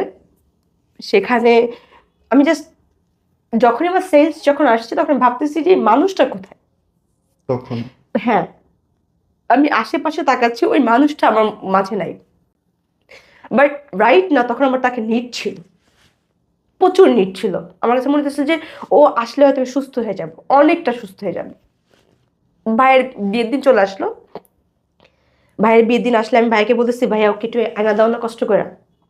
মানে আমি ওই অবস্থায় বাসায় 3 দিন পরে গেলাম, আমার হাতে অলরেডি তখন স্লাইন লাগানো, ঘুম কাটানোর জন্য স্লাইন দেওয়া হলো। আমি স্লাইন নিয়ে সেই স্লাইনকে এভাবে ছিঁড়ে এনে আমার হাত দিয়ে এখান থেকে রক্ত বের হয়ে গেল।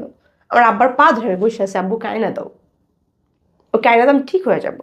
ও কায়না দিলে আমি আমার ভাইয়ের বিয়েতে আমি বিয়েতে অ্যাটেন্ড করব। ওকে আমি ওই মুমেন্টটাকে কল করলাম। আব্বু আম্মুকে ও হিউজ ফোন কল করলো। আব্বু আম্মুকে অনেক কথা ও শোনাই দিল, যেটা আমাকে তো না করছেই, বাট আমার আব্বু আমাকে যখন না করছে তখন আমার আব্বু ওই নাক নিতে পারে নাই। ওই মুমেন্টে গিয়ে আমার আম্মা একটা কথা বলছিল, আমার নানি মারা যায় 2023-এ, আপনার হচ্ছে 15 আগস্ট মারা যায় নানি। আমার আম্মু ওই সময় একটা কথা আমার এখনো পর্যন্ত কানে বাঁধে। আমার আম্মুটা আমাকে কথা বলতেছিল যে আমার মা তোমাকে এতিম করে চলে গেছে, তুই মরে গিয়ে আমাকে এতিম করে দিস না। এই কথাটা কেন যেন বারবার আমার কানের মধ্যে খুব পরিমাণ লাগতেছিল, যে আমি চলে গেলে তোমার মা একবারই নিঃস্ব হয়ে যাবে। আমি বাসায় এসে না ওকে কল করলাম, ও তো কল ধরলো না। আব্বাকে পা ধরলাম, আব্বা আমাকে ওকে আয়না দাও, ভাইকে এক কথা বললাম। ওই মুমেন্টটা বাড়ি কিন্তু পুরো একদম একটা বিয়ের বাড়ি ছিল। আমার জন্য পুরো প্ল্যানিংটা ক্যান্সেল হয়ে গেলো। ভাই কিন্তু একটা অনেক আশা ছিল বিয়েটার ব্যাপারটা নিয়ে, বাট আমার জন্য সবটা জলে চলে গেল। তারপর আমাকে নিয়ে কেউ কারোর কোনো ছিল, অভিযোগ ছিল না। যা সবাই ভাবতেছিল সুস্থ হয়ে যাক। 3 দিন হয়ে গেল। 3 দিন হওয়ার পর আমি ওকে বললাম যে ফোন দিয়ে তুমি আসো। ওকে আমি ভালোবেসেই বলতাম, মানে বাচ্চা বলতাম যে বাচ্চা আসো, কি তো অনেক রাগ হয়েছে, এবার তুমি আমার বাসায় আসো, আমরা একসাথে বিয়েতে যাব। তখন তো বিয়ে হয়ে গেছে, তখন বউভাতের দিন আর কি। তখন আমি বলতেছি যে তুমি আসো, আমরা এসে একসাথে নাচবো গানবো, পরে আমরা বিয়েতে অ্যাটেন্ড করব। তো তখন সে আমাকে একটা কথা বলছিল যে তোমাকে আমার ফ্যামিলি মানবে না। 18টা মাস কোথায় ছিল ফ্যামিলিটা? তার এই 18 মাস তার ফ্যামিলির সাথে কথা হচ্ছে, দেখা হচ্ছে, মিট হয়েছে, তখন কেন অ্যাকসেপ্ট করছে, এখন কেন অ্যাকসেপ্ট করতেছে না? ওকে ফাইন ভাবলাম, এক্সকিউজ, ওকে ফাইন। তখনও ভাবলাম যে না, 10-5টা দিন যাক, হয়তো ঠিক হয়ে যাবে। 1 মাস গেল, 2 মাস গেল, 3 মাস চলে গেল। আজকে মরে গেলাম 10 মাস হয়ে যেত। সেই জায়গা থেকে বাসায় যখন আমি মেডিকেলে যখন বাসায় যখন গেলাম, তখনও আমি 28টা মেডিসিন আবার খেয়ে ফেলছি 3 দিন পর। ও আসতেছে না কেন? মানে আমার মা আমার সঙ্গে যতক্ষণ না ওকে কল করতেছে, আমি বিশ্বাস করতেছি না যে আমার মাকে কল করছে। আমাকে তুমি আমার সামনে কল করো, মা কল করছে। ওই যে শোনা কথাটা, যে ওই কথাটা ওই বলতেছে যে আমি আসতে পারবো না, আপনার মেয়ে মরে গেলেও আসবো না, যা মন চায় আপনার মেয়ে হয়ে যাক, আপনি মানে জিটি করবেন, মামলা করবেন, করেন, বাট আপনার মেয়ে মরে গেলেও আসবে না। ভাই আমার আমার থেকে তার ইগোর দামটা অনেক বেশি হয়ে গেল। আমাকে অনেক মেডিসিন দিয়েছিল খাওয়ার জন্য, আমি মেডিসিনগুলো খাইনি। আমার একটা সময় হাতের অবস্থা এতটাই বাজে হয়ে গেছে, আমার এরকম একটা পর্যায়ে চলে আসছে যে আমার হাত কাটতে হবে, মানে হাত মানে এতটাই পচে গেছিল। তো ওই মোমেন্টে গিয়ে আমার ডাক্তার বলতেছে যে হাত কিন্তু কাটতে হবে আপনি মেডিসিন না খেলে।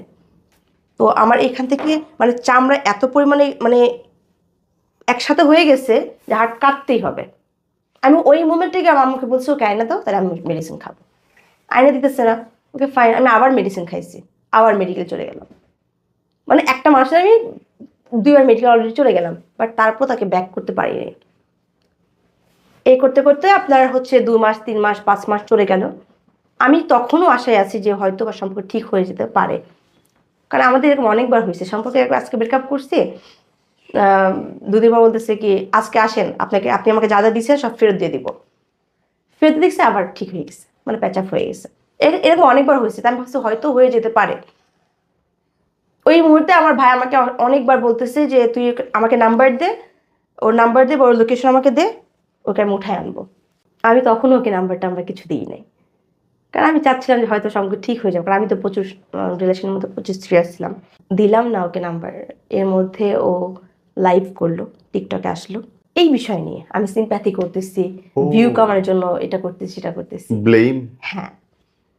তো সে এসে আমাকে মানে আমাকে ডিরেক্ট বলতেছে, ইভেন একটা পর্যায়ে গিয়ে না আমার টাকাটাকে ও ইস্যু করে ধরছে আমি নাকি ব্ল্যাক টাকা ইনকাম করি।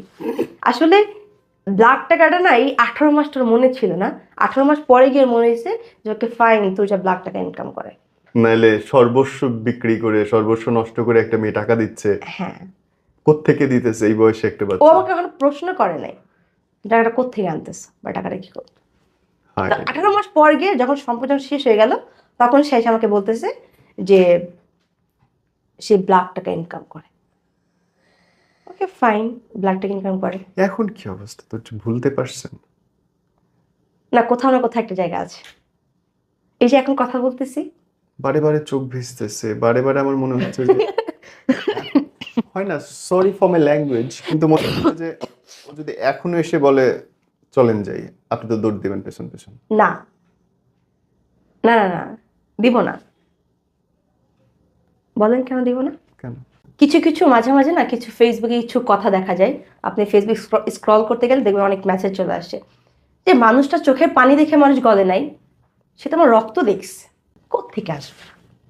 আর আমি একটা কথা খুব ভালোভাবে বিলিভ করি, শক্ত করে কোনো কিছু ধরে রাখাটা কিন্তু এক ধরনের একটা মানে আর্ট। মানে খুবই বিরক্তকর। শক্ত করে ধরে রাখা মানে কি আঘাতের মতোই, হয়তো সেই আঘাত হয়তো বা অদৃশ্য দেখা যায় না, কিন্তু এটা একটা আঘাতই। পরে কি ওই মানুষ কিন্তু এটাই বলে যে আমাকে ধরে রাখে, অনেক শক্ত বেঁধে ধরে রাখছে, রাখছে।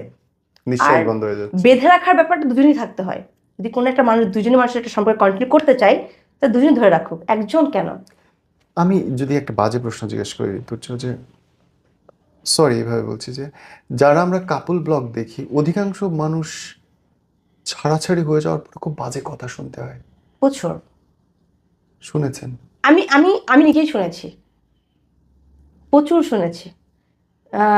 আমাকে টিকটকে যতটা আমি আর আপনাকে একটা কথা বলতে ভুলে গেছি। আমি যখন কাটি ওই সময় আমার একটা সিনিয়র আপু ছিল, আমি তার নামটা উল্লেখ করে বলি, পান্না, MST পান্না। উনি আমাকে প্রচুর ব্ল্যাকমেল করছে, প্রচুর বলতে প্রচুর। মানে আমি কেন মরতেছি না এটা হচ্ছে ওনার প্রশ্ন। উনি আমাকে ডিরেক্ট মেসেজ দিচ্ছে তুই মরতে পারিস না, মরে যাস না কেন, এই মুখ দেখাবি কিভাবে। দ্যাট টাইম আমি ভাবছি ভাই আমি কি করছি যে মুখ দেখাইতে পারবো না। দেন গিয়ে আমি অ্যাটেম্পটা নেওয়ার ট্রাই করছি ও, যে ভাই আমি কোনোভাবেই থাকবো না, আমি কি করছি। উনি নিজে টেক্সট করছে? টেক্সট করছে আমাকে, ভয়েস দিয়ে বলছে। তার মানে এই ভয়েসগুলো আসছেই, হ্যাঁ তার মানে এটা দিয়ে কেস করলে তো সে অ্যাটেম্প টু মার্ডারে চলে যাবে। আমার কাছে স্ক্রিনশট আছে। ও মাই গড। সে আমাকে ডিরেক্ট বলছে মরা যা, এভাবে আমাকে মুখ দেখাবে কিভাবে। তা আমি জাস্ট ফিল করলাম ভাই যে আমি করছিটা কি, ভালো যেটা পাপ করি নাই। ইভেন আমার সবাই বলতো মানুষ যারা গালি দিচ্ছে, কমেন্ট করতেছে, দে ডোন্ট নো যে কেন কি হইতেছে। না, তা জানে না, তা জানে সম্পর্ক নষ্ট হয়ে গেছে। অনেকেই বলতেছে কি তো মেয়েটা সারাদিন বলতো ভালোবাসি ভালোবাসি, এত বেশি ন্যাকামি করতো, শো অফ করতো। তাকে আমি প্রচুর শো অফ করতাম। মানে এটা যে একটা মানুষের প্রবলেম হতে পারে আমি জানতাম না। আমার মনে হচ্ছে ভাই একটা মানুষকে আমি ভালোবাসি তাকে আমি লুকায় রাখবো কেন। আর আমি এসব ভাইয়া যেটা মানুষ বলে যে বদ নজর, এটা আমি বিশ্বাস করি না। কেন বিশ্বাস করি না? আমিও করি না। আমি বিশ্বাস করি না। বদনজর লাগে মানুষটাকে আমি ভালোবাসতেছি, রাইট। মানুষ যদি অন্য কাউকে না চাই, অন্য কারোর দিকে যদি ওইভাবে না তাকায়, তার এখানে বদনজরে কি আছে? সে আমাকে ভালোবাসে, সে আমার দিকে থাকবে, সে অন্য কারোর বদনজরে কি আছে? ওই সাইফ আলী খান আর কারিনার লাগে না নজর, নজর লাগে আমগো সকিনার আর গরিব মানুষের। ইয়া রাইট রাইট, খালি গরিব মানুষের নজর লাগে, বড় লোকে এত যে নজর দিই হয় না। আনভিরের সম্পত্তি কমে না। Right truly. নজরে কোনো কাম হয় না, আমগো গরিব মানুষের খালি লাগে। এই নিয়ে তো আমরা যদি ধরেন শেষে আপনাকে জিজ্ঞেস করি ভাই, আপনার এই লাইফ স্টোরি থেকে একটা মানুষ কি শিখতে পারে? ওই যে কিছু কিছু মানুষ আছে যারা বলে যে ভালোবাসা আসলে কোনো সংখ্যা হয় না, এইটাও আমি বিলিভ করি না। আমি বলবো যে ঠিক অতটুকু ভালোবাসা উচিত যতটুকু ভালোবাসলে কেউ ছেড়ে গেলে পরে খুব বেশি একটা নিচে যেন ক্ষতি না হয়। আমার কাছে মনে হয় কেউ আপনাকে 50% ভালোবাসতেছে, আপনি তাকে হচ্ছে 45% ভালোবাসেন, 5% যদি ভালোবাসেন আপনি কমাই ভালোবাসেন, সে মানুষ আপনাকে কষ্ট দিচ্ছে, আপনার খুব বেশি গায়ে লাগবে না। যখনই তার থেকে আপনি 55% ভালোবাসে যাবেন, 55%, তখনই মানে ঝামেলা এখানে। আপনি তাকে সময় ভালোবাসার দরকার নেই, কোনো প্রয়োজন নেই। সে আপনাকে 40% ভালোবাসতেছে, আপনি তাকে 35 ভালোবাসেন, 35% ভালোবাসেন, তাহলে ঠিক থাকবে। বাট আরেকটা ব্যাপার হচ্ছে যে কি, যে নিজের ভালো থাকাটা অন্যের উপর ডিপেন্ড করা যাবে না। মানে আমি ভাই ওর প্রতি খুবই নির্ভরশীল, মানে ও ছাড়া আমাকে কেউ ভালো রাখতে পারবে না। এটা হচ্ছে সব থেকে বড় ভুল, যেটা আমি মানে বুঝতে পারছি যে আমার একটা সময় এরকম হয়ে গেছে যে আমার সম্পূর্ণ ভালো থাকাটা আমার ওর উপর ডিপেন্ডেন্ট ছিল, যে হয়তো আমাকে রাখতে পারবে ভালো।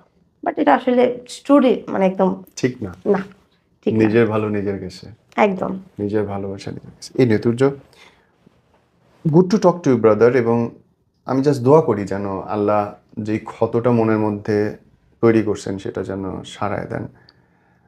শরীরের ক্ষতি হয়তো কোনোদিন যাবে না, কিন্তু মনের ক্ষত কেউ না কেউ ভালোবেসে পূর্ণ করুক, সেই দোয়াই করি। আর I don't know what to say actually.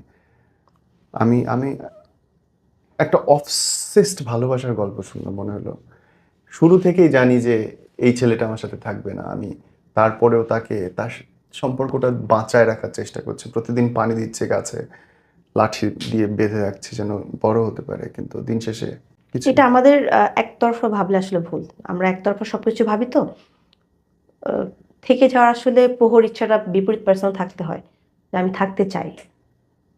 এটা হয়তো তার ছিল না। আমার সে আমাকে দেখতে আসে নাই, সে আমার মৃত্যু কামনা করছে বা সে আমার সাথে সম্পর্ক নষ্ট করে ফেলছে, এটা আমাকে তেমন একটা হার্ট করে নাই, যতটা হার্ট করছে তার মিথ্যাই ভালোবাসাটাকে। আমি ভালোবাসি ভালোবাসি মানে আমি তোমার সাথে থাকতে পারবো না, এটা তার কথা, অথচ আমি আমি পারতেছি না থাকতে। মানে ব্যাপারটা কেমন হয়ে গেল না, সে আমাকে বলতেছে তোমাকে ভালোবাসি, তোমাকে থাকতে পারবো না। তার থেকে প্রথম আগে প্রপোজাল আসলো, তার থেকে আগে আগে আসলো যে তোমাকে থাকতে পারবো না, তোমাকে আমার চাই। বাট স্টিল না, সে ভালো আছে, রাইট না, সে ভালো আছে, আমি নাই। Yeah. আমি 9 মাসেও গিয়ে মুভ অন করতে পারিনি। আমি যখনই কোনো টিকটক করি, আমার টিকটকের মধ্যে 800-900 করে কমেন্ট আসে, 4000+ কমেন্ট আসে আমার ভিডিওর মধ্যে। আমাকে সবাই আমাকে জিজ্ঞাসা করে যে আপু, ইন ফিউচার হয়তো আল্লাহ তোমাদের ভালো কিছু রাখছে। ইভেন ও যখনই আমাকে যত মানুষের বাজে কমেন্ট যত আমাকে বাদ দিকে ঠেলে দিছে, আবার ঠিক পজিটিভ মেসেজগুলো আমাকে অনেকটা হেল্প করছে এখানে শক্ত হইতে। সঠিক। আমাকে অনেক মানুষ সাপোর্ট করছে টিকটক থেকে, যে আপু ইনশাল্লাহ ভালো কিছু হবে। ইনশাআল্লাহ। আজকে এই কথাগুলো বলার কারণ হচ্ছে কি, যে ও আমাকে যে ব্লেমগুলো যে দেয়, এই ব্লেমগুলো কেন নিতে পারি না। ইভেন 38 নাম্বার যে যাদের, আমি ওর 38 নাম্বার গার্লফ্রেন্ড, একটা পার্সন আই নো যে ও আপনার এখানে আসবে, এই ভিডিও দেখার পর আসবে, ও একটা প্রুফ দেখাইতে পারবে না যে এই মেয়েটাকে আমি এই কারণে ছাড়তে পারছি, আমাকে দেখাতে পারবে না। ও 38-37টা যে মেয়ে দেখানো দরকার না, আমাকে এটা দেখাই দিক যে আমি তুজাকে এই কারণে ছাড়ছি। আমার ভুল এটা ছিল। আমার ভুল, আমি তাকে চাই, আমি তাকে বলছিও যে আপনি আমাকে দেখাই দিয়ে যান যে তুই যে তোমার এই ভুলটা ছিল। 60টা কোনো ইস্যু না, 60টা ব্যাপার ছিল, তুমি বলতেই পারতাম আমার ভুল ছিল, ওকে ফাইন, খুব ইজিলি ছিল। বাট সেটাকে কেন্দ্র করে, সেটাকে ইস্যু করে একটা মানে একটা স্টোরি বানাইয়া খুবই বিরক্তকর ছিল। Too much logic. ছেড়ে যাবি, ডিরেক্ট যা, নাটক হ্যাঁ, করিস না। তাকে আমি আগেই বলেছিলাম তুমি যদি যাইতে যদি ইচ্ছা হয় ভাই যাও, আমি ধরে রাখা কোনো কিছু বিশ্বাসী না। আটকায় রাখা তো নাই, ভাই নাটকটা। ভালোবাসা তো গরু ছাগল না, তাকে মাঠে শান্ত করে রাখার জন্য তাকে বেঁধে রাখবো। ভালোবাসলে ভাই পাখির মতো ভালোবাসতে হবে, হাতে ধরবো, ছেড়ে চলে যাবে। তার যে কখনো মনে হয় যে সে আসবে আসবে, না হলে নাই। কারণ আমার কাছে মনে হয় যে পোষ মারা সব কিছুই থাকে, মানুষগুলো থাকে না। মানুষগুলো খুব উড়াল পাখি। উড়াল পাখি। ভালো কিছু, আমাকে অনেকেই টিকটকে এইভাবে কমেন্ট করে বেটার কিছু হয়তো পাইছে। ভাইয়া চোখে লাগার মতো, ভালো লাগার মতো অনেক কিছু আছে। আপনি যদি চান যে আপনি MBBS কমপ্লিট করেছেন, আপনি তার থেকে আপ লেভেলে করবেন, অফকোর্স পাবেন। যদি আপনার চিন্তা ভাবনা আপনি নিচে রাখেন যে আমি এর থেকে নিচেও করতে পারি, করতে পারবেন। আমি যদি মনে করি ভাই আমি ইন্টার পাস করছি, আমি একজন মানে হাই লেভেলের মানুষকে বিয়ে করবো, সেটাও করতে পারবো। এটা ডিপেন্ড করে একটা মানুষের মন মানসিকতার উপর ডিপেন্ড করে। তবে এই যে ভাই বেটার যে অপশনটা, বেটার সবাই পায়, হয়তো কেউ পায় কেউ তো পায় না, বাট সবাই পায় যদি কেউ খুঁজে। যার মধ্যে মনে হয় এইটা থেকে বেটার এইটা। এখন ভাই আমার কাছে আইফোন আছে, আইফোন থেকে বেটার কোনো ফোন নেই, আছে, এটা ভাই মানে নামেই চলে। বাট যদি আমি আইফোনে তো প্রবলেম ধরবে, আইফোন অনেক প্রবলেম আছে, 2 দিন পর স্টোর শুধু বুক হয়ে যায়। বাট অন্য প্রবলেম নাই, এটা অন্যান্য ফোনে এটা নাই যেটা আইফোনে আছে। তো প্রবলেম প্রত্যেকের সম্পর্কে দেখা যায়, সলিউশনও ধরলে আছে। সব ধরা যায়, চাঁদেরও খুঁত আছে রে ভাই, অফকোর্স ধরলে সব ধরে। আমি এর সাথে থাকতে চাই না, মেন ইস্যু হচ্ছে এইটা, আর এর সাথে আমি থাকতে চাই। আমার মজাটা লাগছে কই তুর্য, পুরোই আমরা 1 ঘন্টা 13 মিনিট শুট করলাম। প্রতিটা মোমেন্টে আমি দেখছি চোখে জল আসছে, জলটা নিচে পড়তে দেয় নাই। না পড়লে বলবি আমি আবার সিম্প্যাথি করতেছি। আই লাভ ইট। এই মেয়েটা কি পরিমাণে শক্ত হইছে, কি পরিমাণে হ্যাঁ। ধাক্কা খাইছে। এটাই জীবন, and that's will makes you happy, that will makes you more successful। আল্লাহ সেটাই করুন। একদম। Take care brother. আমার কাছে ভাই এটা মনে হয়, যারা আর যারা মনে করে, আমি কালকে আমার টিকটক একটা কমেন্ট আসছে, আমাকে একদিন কমেন্ট করছে যে এরা এত সহজে কিভাবে মুভ অন করে। আরে ভাই 9 মাস চলতেছে। 9 মাস না না, এটা অনেক হয় কি। আর যে আমাকে কমেন্ট করছে সে 6 বছর ধরে টলারেট করতেছে, তার ব্রেকআপ 6 বছর হয়েছে, সে 6 বছর মানুষ ভুলতে পারেনি।